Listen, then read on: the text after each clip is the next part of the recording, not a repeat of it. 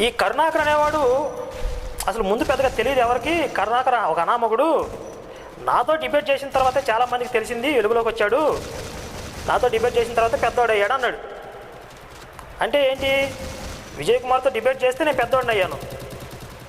ఒకవేళ విజయ్ కుమార్ డిబేట్లో నేను సరిగ్గా మాట్లాడలేకపోయాను, నా దగ్గర విషయం లేదనుకోండి, నన్ను అందరూ పట్టించుకోకూడదు, వదిలేసేయాలి. కానీ నేను పెద్దవాడిని అయ్యానంటే ఏంటర్థం?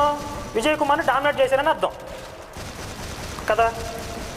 ఆ తర్వాత అన్నాడు మళ్ళీ, ఆ తర్వాత మా సోదరుడు విజయప్రసాద్తో డిబేట్ చేశాక ఇంకా పెద్దవాడు అయ్యాడు అన్నాడు.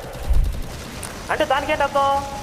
విజయప్రసాద్తో డిబేట్ చేసిన తర్వాత ఇంకా పెద్దవాడు అయ్యాడంటే విజయప్రసాద్ కూడా సరిగ్గా మాట్లాడలేకపోయాడు, అక్కడ కూడా డామినేట్ చేశాడు, అందువల్ల పెద్దవాడు అయ్యాడు అర్థం. అంటే విజయప్రసాద్ ఓడిపోయాడు విజయ్ కుమార్ ఓడిపోయాడు విజయప్రసాద్. సుంబ నిశుంబులు ఒకళ్ళొకళ్ళు చంపుకుంటారనమాట వీళ్ళు.